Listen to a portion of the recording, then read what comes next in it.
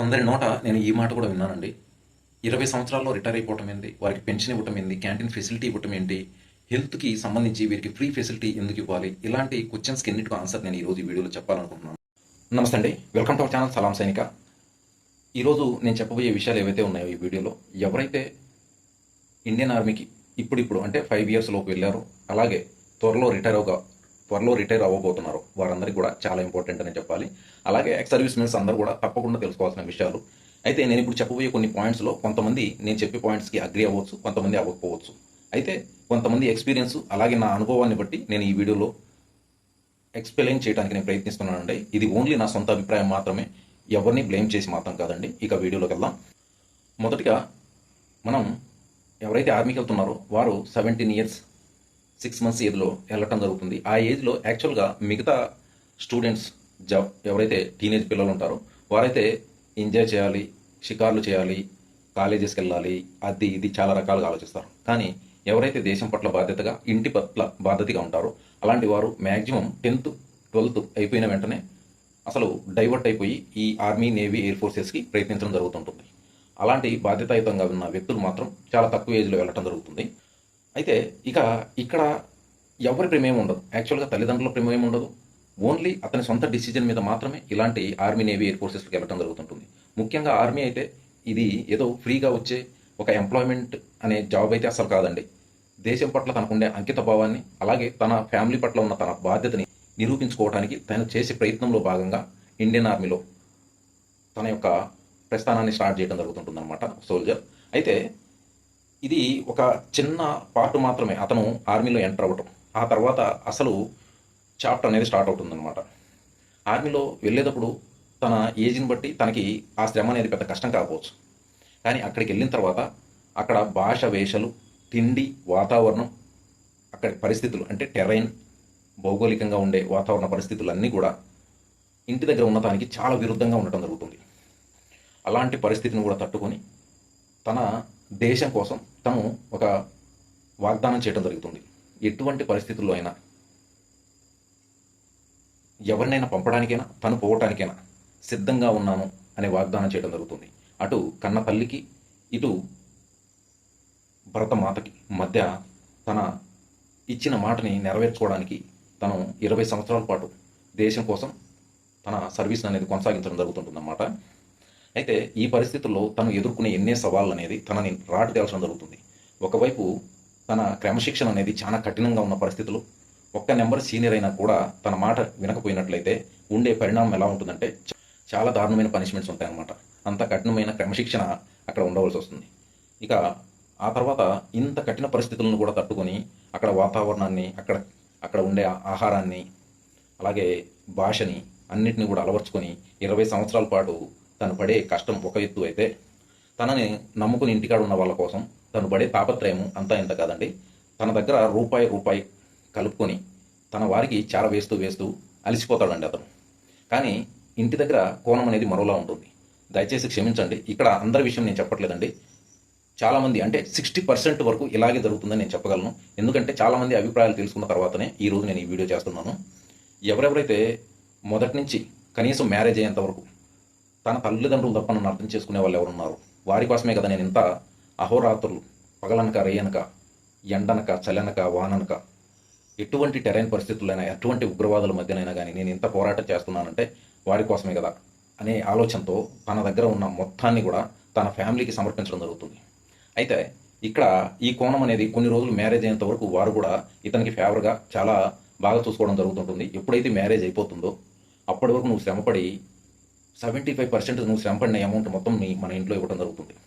ఎప్పుడైతే తను మ్యారేజ్ అయిపోయి తనకు వస్తున్న అమౌంట్ తన ఫ్యామిలీని చూసుకోవడానికి సరిపోతుంది అనే సమయం వస్తుందో ఆ రోజు నుంచి మనకి మన ఫ్యామిలీ అంటే మదర్, ఫాదర్ వాళ్ళకి చాలా చిన్నగా గ్యాప్ రావడం స్టార్ట్ అవుతుంది. ఇంకా ఈ విషయాన్ని మీరే అర్థం చేసుకోవచ్చు మీరు ఓన్ లాంగ్వేజ్లో. ఈ గ్యాప్ ఎంతవరకు పెరిగిపోతుందంటే మనం రిటైర్ అయ్యే సమయానికి వారి ఫ్యామిలీ మాటలో పడి తల్లిదండ్రుల్ని వదిలేశాడు అనేంతవరకు ఆ మ్యాటర్ చాలా సీరియస్నెస్ అనేది క్రియేట్ అవ్వడం జరుగుతుంది. యాక్చువల్గా మనం అంత చిన్న వయసులో వెళ్ళి వారి కోసం ఎంతో కష్టపడి వారిని ఒక స్థాయికి తీసుకొచ్చిన తర్వాతన ఈ సోల్జర్ మ్యారేజ్ చేసుకోవడం జరుగుతుంది. తప్పనిసరి పరిస్థితుల్లో వాడి ఫ్యామిలీని చూసుకుంటూ వీరిని కొంచెం సైడ్ చేయడం జరుగుతుంది. ఇది బాధ్యతే, అది బాధ్యతే. కానీ నే మనం ఉన్నామనే ఒక ధైర్యంతో తన తల్లిదండ్రుల్ని, తన ఊరిని వదిలి అమ్మాయి మన దగ్గరకు వచ్చినప్పుడు మనం ఇవ్వవలసిన రెస్పెక్ట్ అంతే ఉంటుంది ఎంతైతే మన తల్లిదండ్రులకు ఇస్తామో. సో అలా చూసుకోవటం తప్పని అనడానికి లేదు. కానీ వాళ్ళు కొంతమంది అనటం జరుగుతుంది. అది మామూలు విషయమే. కానీ భయ్యా ఇక్కడ అసలు టాపిక్ అనేది ఇక్కడే స్టార్ట్ అవుతుంది. మనము రిటైర్డ్ అవ్వడానికి చాలా తక్కువ టైమే ఉంటుందన్నమాట. ఆ సమయానికి మనం వెనక్కి తిరిగి చూసుకుంటే మన దగ్గర మనం అప్పుడు దాకా కష్టపడిన ఆ ఒక్క రూపాయి అయినా ఉందా అని చూసుకుంటే ఒక్క రూపాయి కూడా మన దగ్గర ఉండదు భయ్యా. అది మొత్తం కూడా మన ఇంట్లో నా ఆర్థిక పరిస్థితిని చక్కపరచడానికి అని చెప్పేసి మనం దారబోసి ఉంటామన్నమాట. ఆ అమౌంట్ని రేపటి రోజున రిటైర్ అయిన తర్వాత ఇంటికి వెళ్ళిన తర్వాత ఇంట్లో వాళ్ళు మళ్ళీ నువ్వు పెన్షన్ తెచ్చుకున్నావు కదా, అందులో నుంచి కొంత మొత్తాన్ని మాకు ఇవ్వండి అనే పరిస్థితికి తీసుకొస్తుంది మన మంచితనం అనేది. అప్పుడు కూడా ఎవరైతే అమౌంట్ వారికి ఇస్తారో అంతకంటే అజాగ్రత్త పరులు ఇంకా ఈ భూమి మీద ఉండరని అర్థం చేసుకోవాలి. అర్థం చేసుకోండి ఫ్రెండ్స్. ఎవరైతే ఆల్రెడీ ఇప్పుడు కొత్తగా సర్వీస్లో చేరారో మీరు మీ తల్లిదండ్రులకు ఇవ్వండి, నేను కాదనట్లేదు. మీరు సంపాదించేది 4 పార్ట్స్లో మీరు డివైడ్ చేసుకుంటే కనీసం 1 పార్ట్ మీకోసం స్టార్టింగ్ నుంచే సేవ్ చేసుకోండి ఫ్రెండ్స్. ఈ విషయాన్ని ప్రత్యేకంగా మీ ఇంట్లో ఎవరికి చెప్పవలసిన అవసరం లేదు. ఎందుకంటే కష్టం మీది, ఫలితం మీది. రేపటి రోజున వెనక్కి తిరిగి చూస్తే బాధపడేది మీరే. సో దయచేసి అర్థం చేసుకోండి. ఇక నెక్స్ట్ రిటైర్ అయ్యే వాళ్ళ విషయానికి వస్తే దయచేసి ఒక్క విషయాన్ని ఆలోచించండి.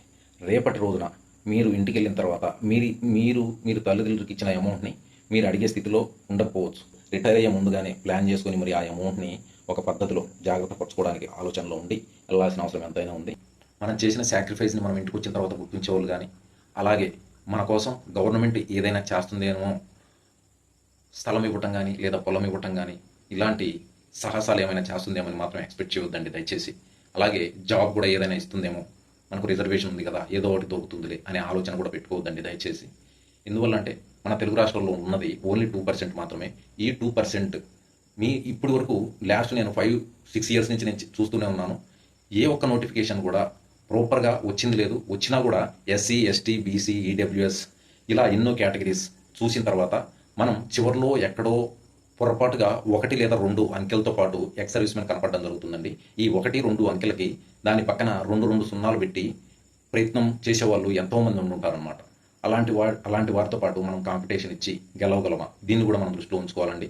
మీరు వస్తున్నారంటే తప్పకుండా సెంట్రల్ గవర్నమెంట్లో మనకి 10%, అలాగే బ్యాంక్స్ 14% రిజర్వేషన్ ఇస్తున్నాయి. వాటి గురించి మాత్రమే ఆలోచిస్తే మనం వీలైనంత త్వరగా సెటిల్ అయ్యే అవకాశం ఉంది. కానీ మన స్టేట్ గవర్నమెంట్ గురించి మాత్రం దయచేసి ఆలోచన పెట్టుకోవద్దండి. అవకాశం అసలు లేదు అక్కడ.